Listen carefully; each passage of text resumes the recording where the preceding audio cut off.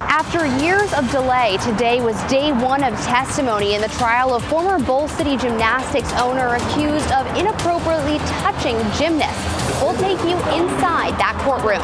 Then, North Carolina could potentially lose 1.6 million acres of farmland by 2040. The widespread effects this could potentially have on farmers and your family. The timeline for the heat index to reach the triple digits and the hours we're most likely to see storms.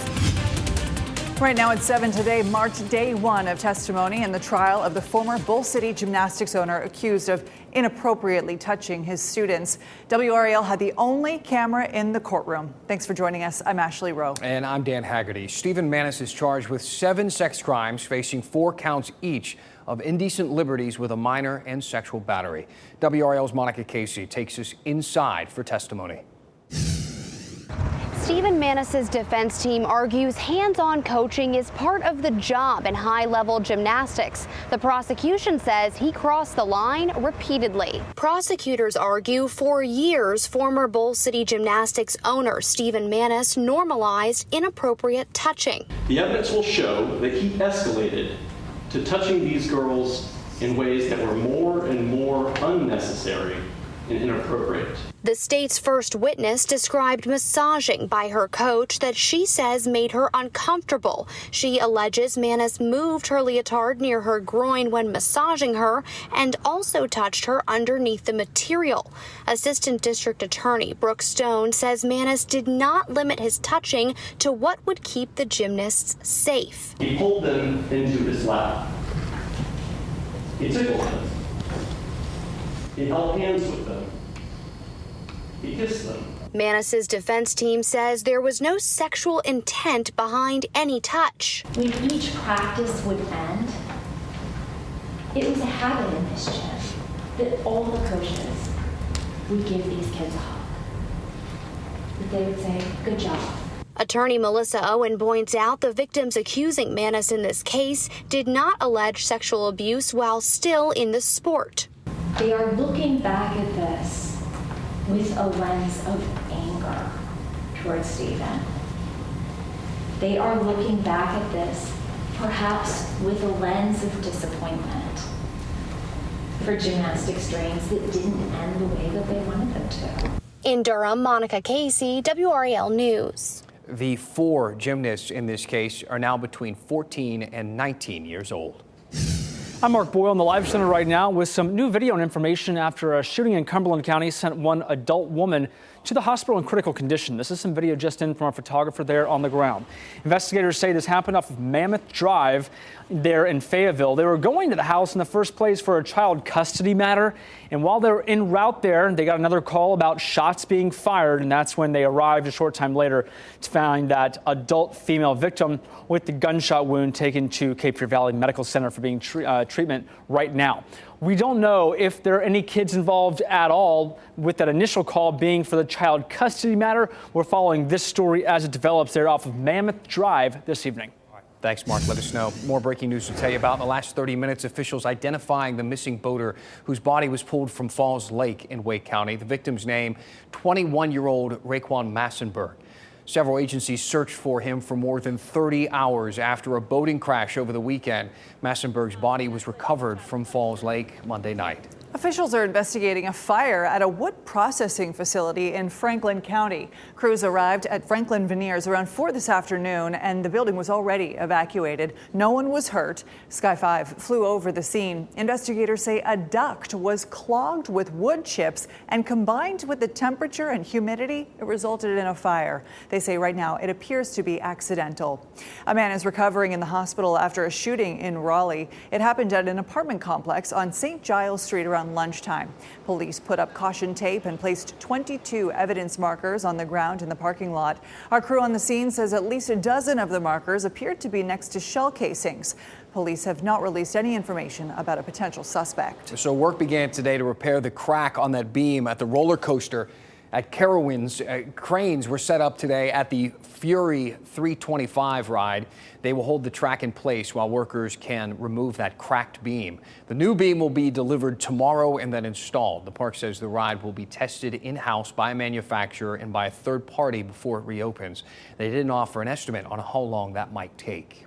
Tonight, deputies are searching for the people accused of crashing through the front doors of a Raleigh CVS, trying to steal the ATM inside. This was the scene. This is the CVS on Creedmoor Road. Around 3:30 in the morning, deputies say someone slammed a vehicle into the front of that store, shattered the glass doors. People then got out and tried to take the ATM. They were not successful. Investigators are looking for a vehicle with extensive damage as they search for the people involved. The Wake County School Board has finished interviewing candidates for its next superintendent. A district spokeswoman did not say whether the job has been offered to any candidates, but the district is now closer to replacing Superintendent Caddy Moore, who retired about 2 weeks ago. The board is not publicly identifying applicants. That's allowed under North Carolina law. The school board next meets on Tuesday. Taking a live look now at downtown Raleigh. Boy, it was a hot and sticky one, but really pleasant. I went for a nice walk this morning. It was beautiful. More intense heat is on the way, though. We're tracking the potential for both heat advisories and a chance for storms for the next several days. Meteorologist Kat Campbell watching all of this in the WRAL Severe Weather Center. Kat? Hopefully some of those showers and storms can provide heat relief. It's really going to ramp up as we get into the weekend. Tomorrow, the heat index back in the triple digits after being in the mid-90s today. But by Friday, Saturday, and Sunday, that's when we could be in the dangerous territory with a heat index at or exceeding 105. And that may warrant some heat advisories this weekend. Stay tuned for updates as we get closer. We are going to see changes as high pressure slides offshore. That opens the door for not only a warming southwest wind, but a more humid flow for us. That combined with a cold front on the way to the west, that's what's going to help our storm chances ramp up this weekend. It's a 60% chance Friday and Saturday. I'll have an hour-by-hour look at the storm timing for Friday coming up. Okay, thanks, Kat. And with temperatures expected to spike over the next few days, we wondered how Duke Energy handles the load of all of these air conditioners running to keep people cool. And with the added strain, could blackouts like what happened in December with the frigid temperatures reoccur, only this time with extreme heat? Dan, you're going in depth on that question.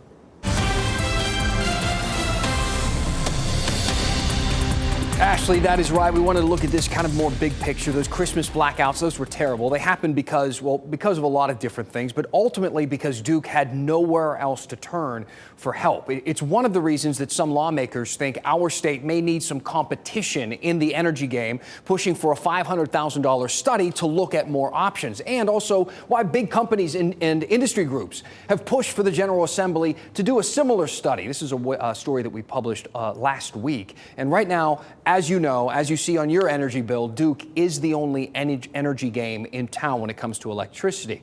So I've gone in depth on this before, explaining how Duke Energy is a for-profit near monopoly that's monitored by a government oversight committee. We've discussed the possibility of Duke doubling your rates while also racking up billions of dollars in annual net profits. You can find that coverage on WRAL.com. And today I talked to Professor Jordan Kern at NC State, who's an expert on energy grids and issues surrounding them. I asked him, though, if more competition in our area would make blackouts like Christmas less likely. And he made some really interesting points. First, while markets with competition that have several different companies can easily trade electricity if one company is falling short in a situation, so can Duke. They can do that too. Even with their monopoly, they have relationships with other states and other providers. And over Christmas, they tried to do that. Here's how Duke spokesperson Jeff Brooks put it. There was no shortage of transmission pathways we could bring power in from out of state. It was simply a function that this was a storm that was impacting the entire East Coast, and there was no power to import. So relationships, those weren't really a problem. But keep in mind, our blackouts here didn't happen only because of demand and severe weather. Duke also had equipment problems. They had software failures and poor forecasting. And Professor Kern told me that all of those things could theoretically be improved by more competition. For instance, think of it this way. If company A ruins your Christmas because they have faulty software, meanwhile your neighbor with company B is lit up like the Griswolds, you might consider switching to company B in the future. But it's not that simple. It's even more complicated than that, as you could guess. Kern also pointed out, well, the obvious. When Duke needed more power, they didn't have it and had no safety net. And the best way to have a true safety net is to build one yourself, which would mean more infrastructure and higher bills for you.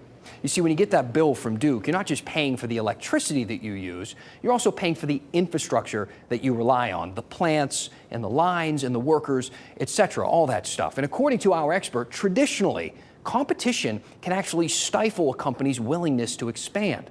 Right now, if Duke wants to grow and the plans to grow are approved by the Oversight Committee, the cost and, more importantly, the risk falls onto you, the consumer, because you have no choice but to pay for it. But if you had a choice, the company then takes on more risk and treads a little bit more lightly when they grow, traditionally. Let me know what you think about all of this. It is a very complicated topic, but it affects all of us and our bottom line, right? The money that you spend. Send me an email to dan@WRAL.com. I can get your questions answered. We can discuss topics that often go untouched by the local news. Tell me what's on your mind, and we will go in depth. Ashley? A lot for lawmakers to chew on. You know, as you were talking about, they're considering just exploring this topic of more competition. They all need your segment and they need your expertise there so that they can think about that. Yeah, well, at this point, it's only a consideration. Nothing has really moved forward. All right. Coming up, one of our state's major economic drivers is at risk. Why more than 1 million acres of farmland could be lost, and how farmers are finding creative solutions to protect natural resources. Plus, your next trip to the Eiffel Tower will now be on a new international airline out of RDU. Details just ahead.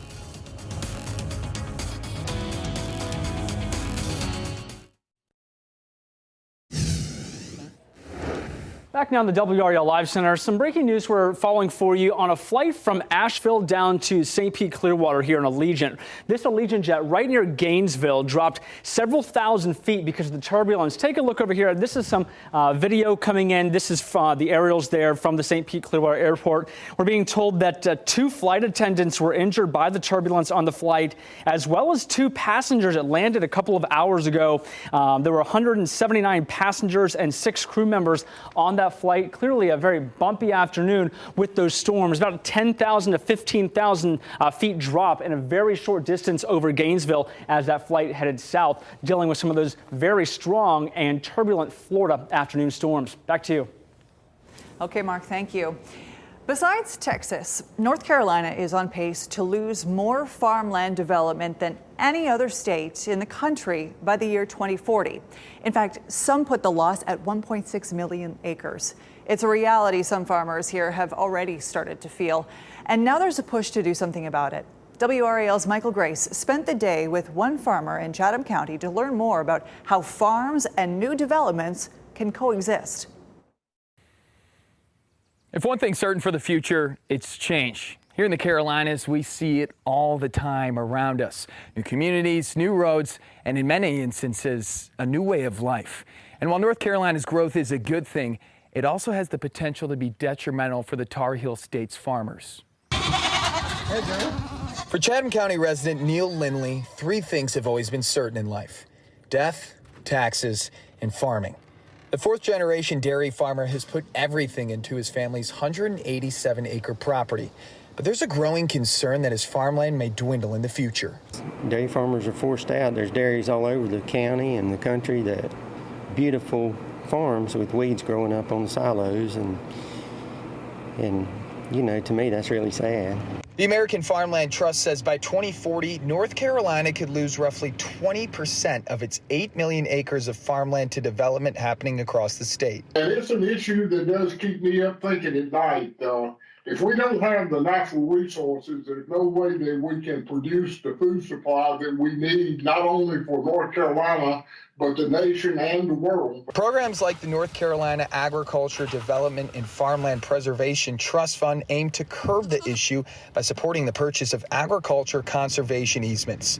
This ensures that certain farmland can't be developed, which protects one of the leading economic drivers in the Tar Heel State. Agriculture fuels the rural economies of North Carolina. And in fact, we're the #1 industry in the state, and we just surpassed $100 billion in economic activity. Both Troxler and Lindley understand the development can't be avoided, but they hope more people will understand the significance of farmland in the years to come, whether it's food supply, economic growth, or the upholding of generations of tradition. Every acre makes a difference. To be here for so many years, I definitely want to pass that on. Obviously, farmland preservation, a topic on a lot of people's minds as the state continues to develop. In fact, here in Chatham County, they're now hiring a new position known as the Farmland Preservation Coordinator. The hope is that this is just another step to help maintain more family farms and forests in the area. In Chatham County, Michael Grace, WRAL News. And just a little more on that. If you're interested in helping make a difference in farmland preservation, the position that Michael just mentioned, it's still available. You can head over to the Chatham County website for more information on how to apply. Air France is adding the latest airline to add a RDU lineup. The airline will have direct flights to Paris starting in October. It's part of a partnership with Delta Airlines, which currently flies the route. A spokesperson for the airport says this new addition is just another sign of the growth happening at RDU. It gives people new options, not just in terms of where they can fly nonstop, but in terms of how many airlines are flying. And of course, that's great for giving people more options as they're planning those summer getaways or even starting to plan trips later this year. 2019 was a record-setting year for RDU with 14.2 million passengers passing through the airport there. 2023 is on pace to beat that record. A beautiful day today. We've got extreme heat and some serious storms that Kat Campbell is keeping an eye on. Kat? The weekend, unfortunately, is going to be the more active weather time. If only we could get this drier weather during the weekend. But you've got a 60% chance of storms Friday and Saturday, 40% on Sunday. The reason why we have higher storm chances Friday and Saturday, not only do we have more moisture, we've got a front to help trigger those storms, and they're just going to be more widespread on radar, and that's why the storm chances are higher. Otherwise, it's hot, it's humid, high temperatures in the low to mid 90s each day. Outside today, we had a few spotty showers pop up around Wayne County. That was it. That's why we had the 20% chance of rain in the forecast today. Things are quiet elsewhere, but we have that small chance for rain again throughout the day tomorrow. It's a 20% chance pretty much all day long, up until sunset. That's when we could see this line of storms off to the west try to push into our area. Some models showing it fizzling out, but others keeping it around. And with that energy around, we'll go for a 30% chance tomorrow night. The better chance, as I mentioned, comes on Friday. We see the upper level energy in the front move closer, and that may spark some of these showers and storms a little earlier in the day than we would typically see them. Most models are showing showers and storms already here by lunchtime. Our in-house model in particular showing them even late in the morning. So just a heads up, it may be a little earlier than we would typically see on a hot summer day. We'll keep in the chance for these storms during the afternoon and evening. And although we're not currently under a level 1 or 2 threat or anything like that, I wouldn't be surprised if we're added to one. With all the hot, humid air in place, the atmosphere should be pretty energized. And I would think that these storms have a chance to become organized with that front nearby. In Lake Gaston, it is a gorgeous evening outside. Absolutely stunning. You can see the sun in the distance, the nice calm waves. The International Space Station pass is 10:34 p.m. tonight. It's going to be moving from the west to the north-northeast, visible for 5 minutes. Our temperatures outside, 86 in Roxborough, 90 in the Triangle, 91 in Fayetteville, 90 in Rocky Mount. The dew points really vary depending on where you are, but the more humid air started to push into the area today, especially toward the coastal plain. So you'll notice it keeps going up in the coming days.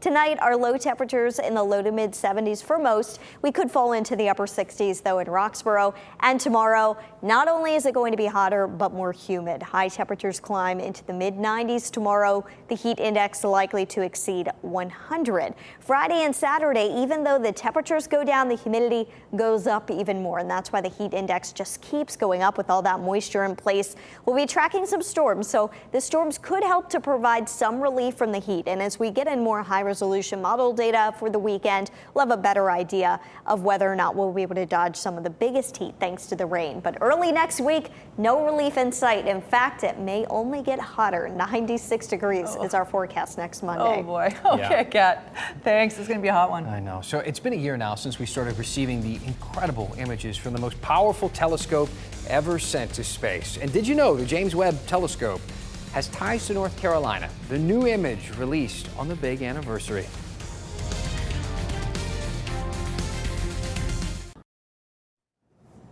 The next Mega Millions drawing will be worth more than $500 million. Is that enough, you think? $500 million?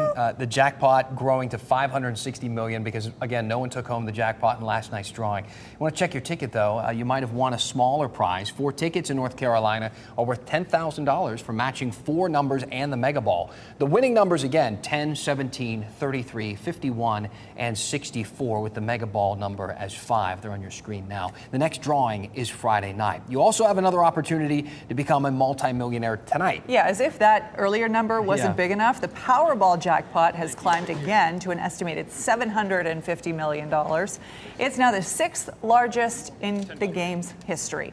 You can watch the drawing live tonight right here on WRAL just before 11 o'clock news. Good luck. Taking a live look now at Dix Park, where the sunflowers are officially blooming. The park posted this picture on Twitter today.